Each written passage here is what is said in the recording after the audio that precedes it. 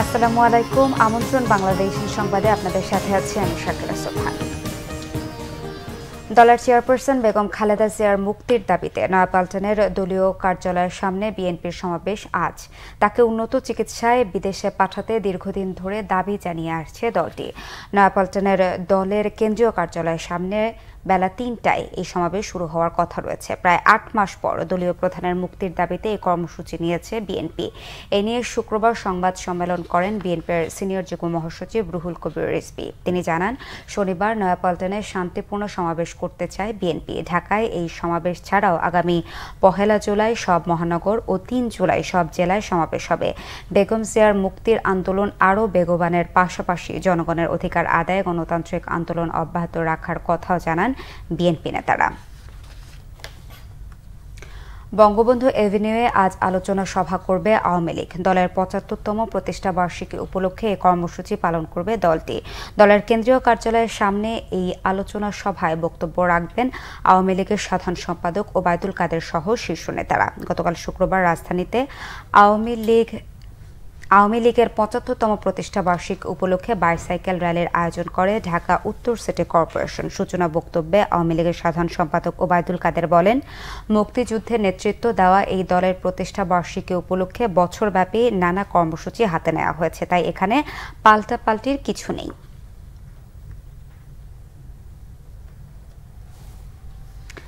আন্তর্জাতিক ইরানের প্রেসিডেন্ট নির্বাচনের ভোট গ্রহণ সম্পন্ন। গতকাল স্থানীয় সময় সকাল ৮টায় শুরু হওয়া এই ভোট চলে সন্ধ্যা ৬টা পর্যন্ত। ফলাফল ঘোষণা হতে পারে আজ। নিয়ম অনুযায়ী ইরানে আগামী বছরের জুনে প্রেসিডেন্ট নির্বাচনের ভোট হওয়ার কথা ছিল, কিন্তু গেল ১৯ মে ইরানের প্রেসিডেন্ট ইব্রাহিম রাইসি হেলিকপ্টার বিধ্বস্তের ঘটনায় নিহত হন। এরপর প্রেসিডেন্ট পদটি শূন্য হয় আগাম নির্বাচন শুরু হয়। বিশ্লেষকরা এবারে নির্বাচনকে ত্রিমুখী লড়াই হিসেবে দেখছেন। নির্বাচনে ২ জন কট্টরপন্থী রক্ষণশীল প্রার্থী হলেন ইরানের পরমাণু চুক্তির মধ্যস্থতাকারী জ্যেষ্ঠ নিরাপত্তা কর্মকর্তা সাইদ জালালি ও পার্লামেন্টে স্পিকার মোহাম্মদ বাগের গালিবাফ। তাদের সঙ্গে মূল প্রতিদ্বন্দ্বিতা হচ্ছেন সংস্কারপন্থী প্রার্থী মাসুদ পেজেশকিয়ান এবং এছাড়া ধর্মীয় নেতা ও নিরাপত্তা কর্মকর্তা মোস্তফা পোরমাহমাদি নির্বাচনের চতুর্থ প্রার্থী হিসেবে প্রতিদ্বন্দ্বিতা করছেন। সিলেটের বিভিন্ন উপজেলায় দুদফা বন্যার তাণ্ডবে বসবাসের অনুপযোগী হয়ে গেছে গ্রামের পর গ্রাম। এরপরও আশ্রয় কেন্দ্র থেকে সর্বহারা মানুষগুলো বাড়িঘরে ফিরতে শুরু করেছেন। সরকারি বিভিন্ন সহায়তার অপেক্ষায় দুর্গতরা। সিলেট থেকে দীপু সিদ্দিকের তথ্য ও ছবিতে ডেস্ক রিপোর্ট। মাত্র ১৫ দিনের ব্যবধানে ২ দফা বন্যায় সিলেটের ১০টি উপজেলা এবং সিটি কর্পোরেশন এলাকার ২৩টি ওয়ার্ড প্লাবিত হয়। ঘরবাড়ি রাস্তাঘাট তলিয়ে যাওয়ায় পানিবন্দী ছিলেন কয়েক লাখ মানুষ। নতুন করে বৃষ্টি না হওয়ায় বন্যার পানি কমতে শুরু করেছে। আশ্রয় কেন্দ্র থেকে নিজ নিরে ফিরতে শুরু করেছেন অসহায় মানুষ। তবে বন্যার তাণ্ডবে বসবাসের অনুপযোগী হয়ে গেছে গ্রামের পর গ্রাম। ভাঙা বাড়িঘরগুলো কোনো রকম মেরামতের মাধ্যমে মাথা গোঁজার চেষ্টা নিম্ন আয়ের মানুষের। একটা গজবায় বন্যায় না, একটা গজবায় প্রত্যেক বছর আইলে বন্যায় আমার এই এলাকায় ক্ষতি করিয়া যায়। গেলবারও আগরবারও উইলা নিছন গিয়েছে, সপ্তাহ ঠিকঠাক করলাম, এবার কই আরো বারো চাইরো বাই ভাঙ্গিয়া লইয়া গেছন কি। আমগুর ঘরের ভিতরে আছিল আডুখানি, আর আমরা মানুষের বাড়িতে গেছিলাম, আইসা দেখি বাড়ি ঘর ঢেউ ভাঙে নিছে। প্রধানমন্ত্রী তো আরো মন্ত্রী আছে, মানুষ আছে, তখন তারা ছবি টবি উড়াইয়া নেয়, সব সময় নিতেছে, নিলে কিছু আমরা তো কোনো কিছু পাই না। এটা তো আমরা মারবার লাগিয়া যত জিনিসপত্র আছে সব আমরা দুইয়া লইয়া যাই, আমরা তো বাঁচবার মতন নাই আমরা।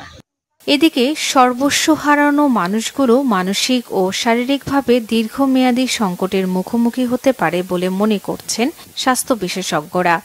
বেশি বন্যাক্রান্ত নিম্ন আয়ের মানুষগুলোর কাছে বা ইউনিয়নের যে সমস্ত এলাকায় হাওর আছে বাওর আছে সমস্ত মানুষগুলোর কাছে হেলথ ক্যাম্পের আয়োজন করতে পারি, তাতে তারা সেখানে বিশেষায়িত হেলথ ক্যাম্পের দরকার নেই। লিভার চিকিৎসা, গ্যাস্ট্রোলজি চিকিৎসা, হার্ট চিকিৎসার দরকার নেই। প্রাথমিক পর্যায়ে যে রোগগুলো আছে সেগুলোকে প্রাথমিক একদম মাঠ পর্যায়ে সমাধানের চেষ্টা করা।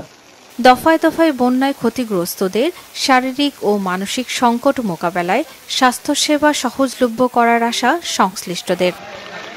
Bangla Vision news desk. Copa America football Vinicius জাদুতে কোপা আমেরিকায় রাজার মতোই ফেরল ব্রাজিল। যুক্তরাষ্ট্রের লাস ভেগাসে শনিবার রিয়াল মাদ্রিদ তারকার জোড়া গোলে প্যারাগুয়েকে 4-1 গোলে উড়িয়ে দেয় দরিভাল জুনিয়রের দল। মঙ্গলবার গ্রুপ শীর্ষে ওঠার চ্যালেঞ্জে কলম্বিয়ার বিপক্ষে শেষ ম্যাচ খেলবে ব্রাজিল। লাস ভেগাসের নাভেদায় বাংলাদেশ সময় সকাল 7টায় শুরু হয় ডি গ্রুপের ম্যাচটি। প্যারাগুয়ের বিপক্ষে শুরুতেই আক্রমণাত্মক ফুটবল উপহার দেয় ব্রাজিল। কোস্টারিকার বিপক্ষে 0-0 ড্র করার পর তীব্র সমালোচনার মুখে পড়া ভেনিসিয়াস জুনিয়রও শুরু থেকে গতিময় ও প্রত্যয়ী ফুটবল খেলতে থাকেন।